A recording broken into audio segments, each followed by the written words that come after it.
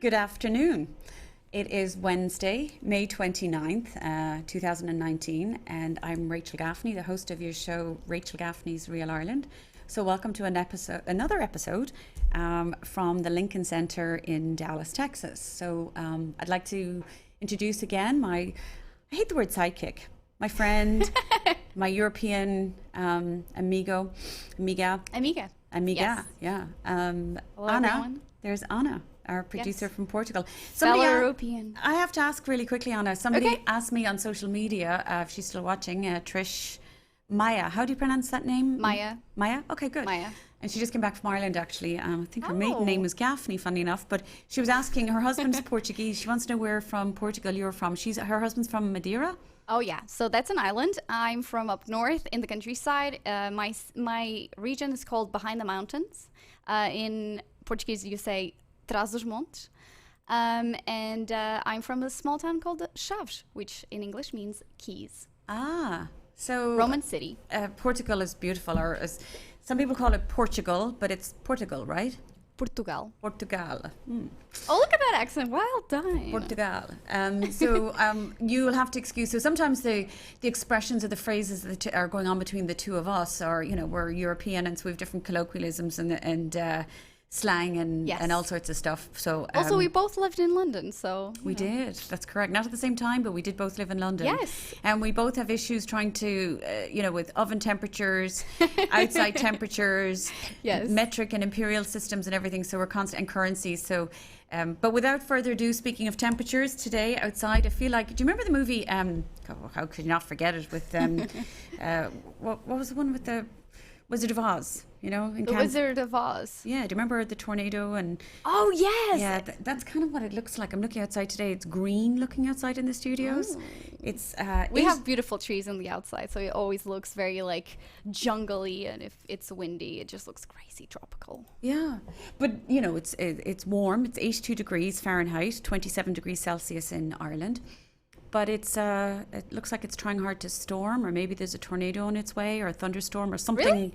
Yeah, Oh my I'm gosh. looking outside, and it looks very ominous. But let's just stay here anyway for the next half hour, which I'm True. sure will go pretty quickly. This week, I thought I would talk to you about a subject that I never thought I would do a show on, because I thought, really, who needs to do a show on packing and travel and tips like that? But this show comes from. Based on basically the feedback that I'm getting from people. So Okay. from clients who've been to Ireland, who are going to Ireland, from my friends, from people on social media, I'm amazed at how many people, and I forget, because I know this stuff, I feel like, oh, nobody's going to want to know it, but they do want to know, and they want to know what to pack, how to pack.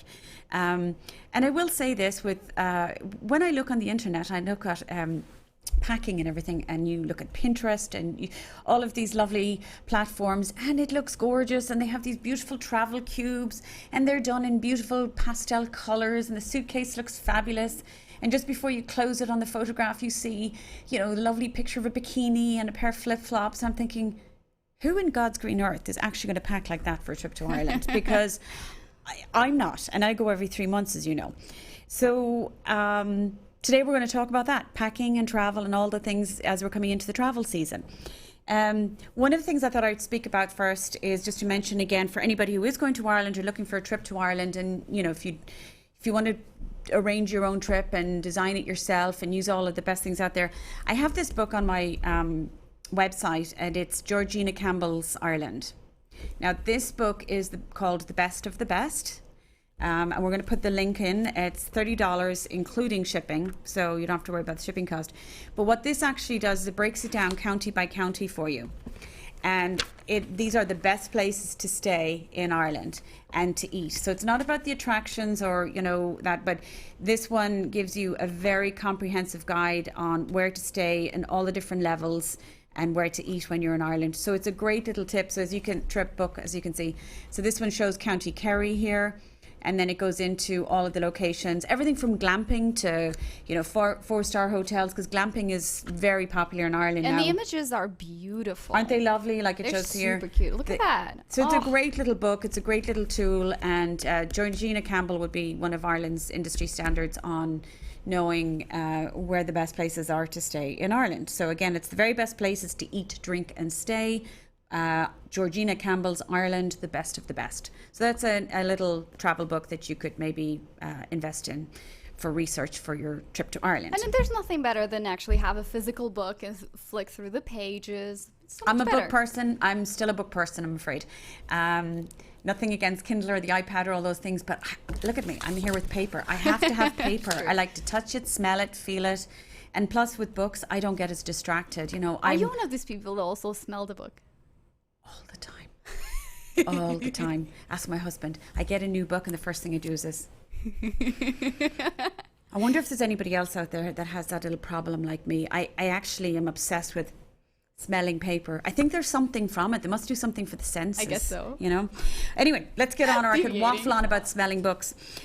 So I'm heading to Ireland on June the 6th. June the 6th is a big day here in Texas for us all, for Irish people and for Americans and anybody traveling to Ireland, because June the 6th sees the inaugural flight for American Airlines, and it's the direct flight from Dallas to Dublin. It leaves at 11 o'clock at night, and I'm very excited to be on this inaugural flight. And in fact, I'll be covering the flight, so we'll be so excited showing some footage on that and all the rest. So I am very excited. And DFW, just the airport, by the way, for anybody in Ireland listening or watching, the abbreviation for Dallas-Fort Worth Airport is DFW, Dallas-Fort Worth, because Dallas is one city and Fort Worth is the other. And this airport serves this giant metroplex.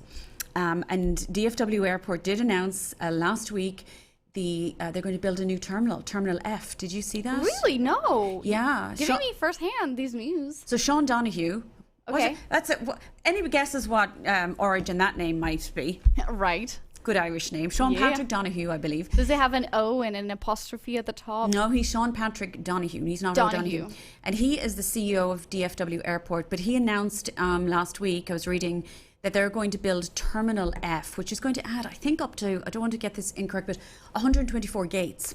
What? And That's a lot. it'll be ready by 2025, and it's something like $30 billion that they're spending on this. So this is huge growth. This will tell you about what's happening here in the Metroplex and how people are moving here, visiting here, and working here. So anyway, so I'm getting ready to go on this flight.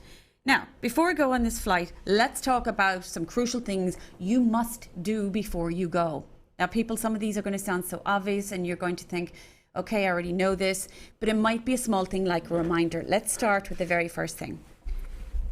Your passport. Now, I brought in one of my expired passports because knowing my luck, if I brought in a new one, I'd probably lose it or leave it here and not have it next week. But that's my Irish passport, which I still have. But I cannot tell you how many times I have come across people who they're booking a trip for their family and they know their passports are fine, and there's one member in the group that they may have a passport, but their expiration date will be either just before the trip or during the trip. Right, that's the worst, because if it's during, you can't. Or I even heard that some airlines will not allow you to fly back if it's like a day or 2 days after you flight. Right, so check your passport. Either you need an application or you need a renewal, but I would get onto that ASAP. I know that one of the girls here in the studio, Sarah, is going on her honeymoon soon, and she's off today renewing her passport, because you have to get it done, but try not to wait till the last minute. So your passport is one of the first things you should do. The next thing is, if you are somebody like me who travels regularly, and you, especially in Europe, this is a great resource. This is the Global Entry Card. Now, I'm just going to give you a brief look at what a Global Entry Card is upside down. I don't want to spend too much time on that because it has a lot of detail on there. I'll show you the back of it. it's got, you can see all these are all my biometrics and everything with my green card. So I really don't, with security things these days, I just don't want to show it. But this global entry card is for the trusted traveler. And what it does is it's $100. And I think this is something that's well worth it for anybody who travels. Even if you go twice a year, you have it for quite a few years. I think it lasts for about 5 or 6 years. Yeah, Mine expires next year. So I've given the link for this for people to be able to go online and how to get one of these. You apply for it, and then you have an interview. You pay $100, and then you have the interview. And what it does is it also gives you the TSA pre-clearing. Oh, so it means even if you only go once or twice to Europe, you now have the TSA pre-clearing in the United States as well. And I find it very, very helpful. What does it do? It gives you that expedited passage through TSA, and especially when you're in Europe, as I mentioned before, and I'll mention again, in Dublin and Shannon airports in Ireland, when you get, before you travel back to the United States, you're going to go through TSA pre-clearing in Ireland. So when you land in the United States, you're treated like a domestic traveler. So this is a great resource to have. $100 link. Have we got the link there for people?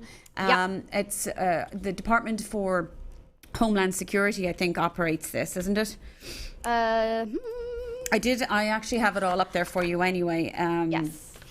And it's actually, it is part of the Trusted Traveller program offered by the Department of Homeland Security, or the DHS. It's $100 for a 5-year membership. And the link is up there. So if you're going next week or in the next couple of weeks, I think it's too late. But moving forward, if you know you're going to Ireland or indeed any other parts of Europe or outside of the United States, it's worth having. All right. So check your passport, a global entry card. The next thing is travel insurance. It's up to you whether you take travel insurance or not. I'm not going to spend any time on who you should use and what you should use, but it is definitely something. If you know that you're taking a lot of people to Ireland or to Europe, and there's 7 or 8 of you in the group, and you're going 6 months from now, and God forbid, it did happen for clients last year. They had elderly parents and they got sick and they couldn't go, and they had the travel insurance, and that really helps. So that's up to you. The next thing that you must do, remember these 2 crucial things before you go. All right, people forget to do this. Call your bank and call your credit card company before you go. You must put a travel advisory on your travel card. As you can see, we've got my American Airlines credit card here, which I use all the time, which is another great thing to do because, I pay for my daily stuff on this, and then you get your air miles as well. So that's another great way of getting some travel points. But anyway, call your credit card company and call your bank and let them know your travel dates. You can do it online as well, where they do that on their travel advisory, and you put in your country and the date, and then you choose your card numbers that are going to be used in that country. And trust me, for somebody like me who travels all the time, I was in Dublin 2 years ago. I'd hired a car. I did everything, did all my checklist. I forgot to put one of the cards on there, and it was the card I was using for my car insurance, or for my car rental. So when I got off the plane after a long flight, got to the car rental place, got to my place in the booth, and my card was denied. And I thought, what? Well, I had forgotten. Now, it was easily rectified, but I had to leave the queue or the line. I had to leave the queue. I had to leave the line, go off, call, get it obviously authorized, and then stand in line again and go back in again. So that kind of stuff can be just such an inconvenience. And that's what we're talking about today, are the basic things that you want to reduce your headaches and help yourself as much as you can before you go. The next one is your cell phone. Make sure you contact your cell phone provider. Remember, texting is data. And when you use all this data, that's what sends your cell phone bill, skyrocketing. I use the app WhatsApp all the time. So most people know about it, but I often talk to people who don't. So for those that you don't, the app is called WhatsApp, and it's spelled WHATS, capital APP. It's all one word, WhatsApp. Kind of like here in Texas, we have our Whataburger, it's WhatsApp.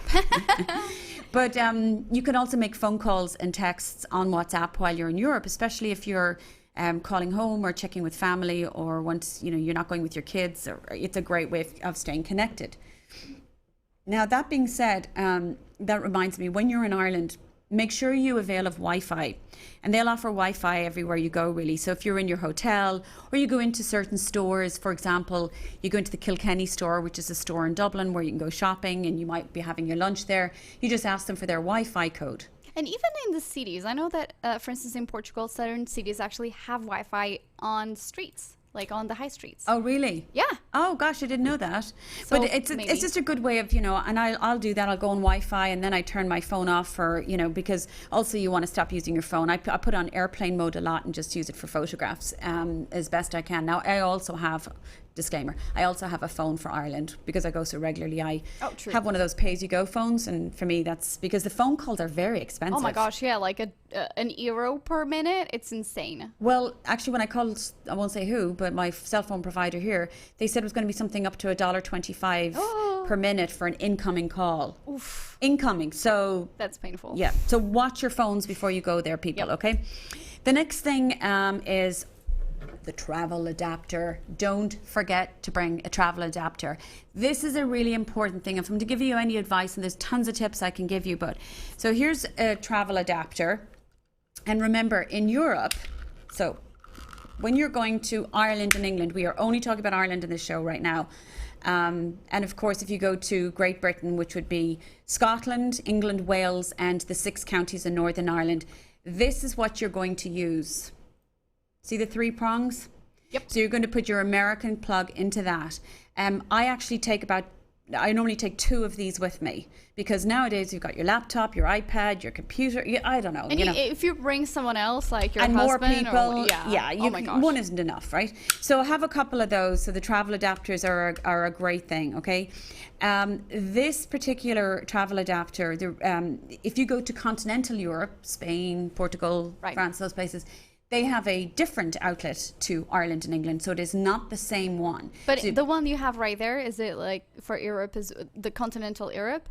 The one you have in your... Yeah, but I'm because just... you can buy one that has everything. I have one that has everything, even Japan. Yeah, I know, but what I'm saying is this is a this is for all different countries, but this is the one you're going to use only for Ireland.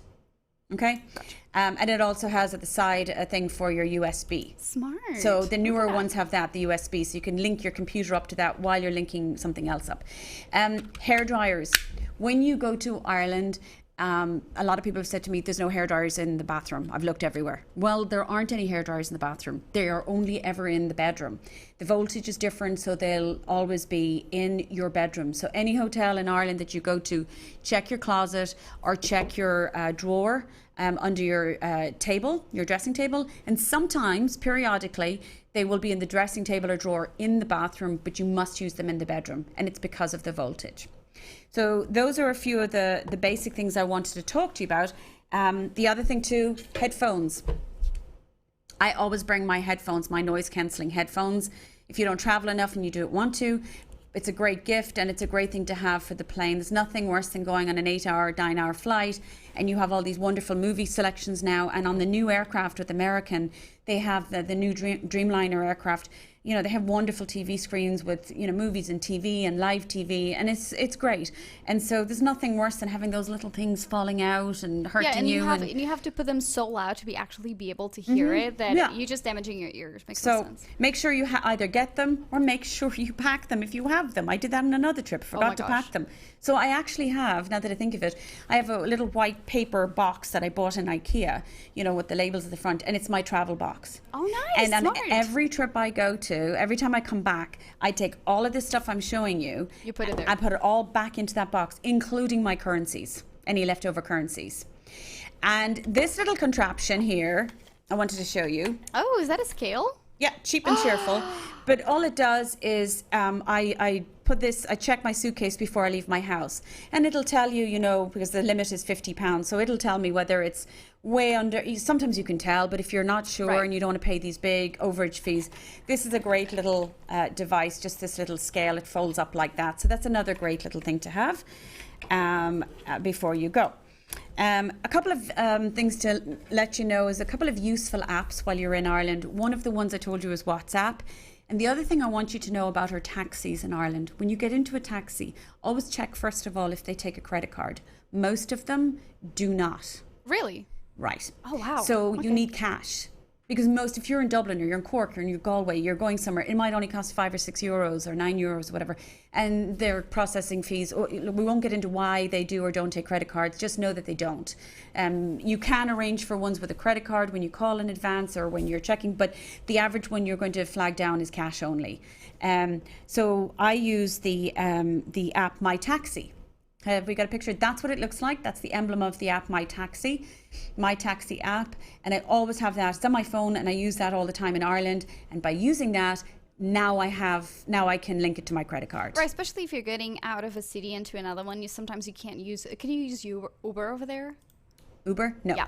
No? So Okay. I have the My Taxi app on my phone and it stays on my phone. So every time I'm in Ireland and it's linked to my credit card, so I do use it all the time. But if you're just taking a random taxi coming out of the airport, most of the time they will only take cash. So before you get in the taxi, check if they take a credit card first. And if they don't, the person helping you at the taxi ramp will make sure that they get you a cab that will take a credit card. And then finally, currency. I want to talk about this. Do we have a map of Ireland there that I want to show people? We do. There we go. Right. And you're going to wonder, why is she putting out those colours and everything? So you've got Ireland, and those counties at the top, there are 6 counties. And those ones in the orange-red colour, that reddy orange colour, we chose to put a bright colour just to show you the difference. That is Northern Ireland, obviously. But those 6 counties, as a reminder, are part of the United Kingdom. So you're looking at Fermanagh, Derry, Tyrone, Armagh, Antrim, Down, right? So those counties are, although they're on the island of Ireland, they are part of the United Kingdom. And so therefore you are going to be using sterling, right? So there's a £20 note. With a queen. And there is a £10 note, so the currency is different. And in the Republic of Ireland, we use euros, just like the rest of mainland Europe. So there's a 50, a 10, a 5, just to show you how the currency is different. You can just get them out of the ATM by calling your bank before you go and letting people know, the bank know that you're going to be in Ireland. You can just go to the ATM, pay your fees and take your cash out while you're there. That's what I do. Because again, I travel so much, I always have some on hand when I come back, and then I always have some in my wallet when I arrive. So those are some basics, kind of common sense things, but they make things so much easier. I want to go to packing your suitcase, because I would hate to run out of time for this. And I think this is important, and this is what people are asking me about with packing your suitcase. All right, will we do a quick roll of that? So this hard shell suitcase that I use, there you go.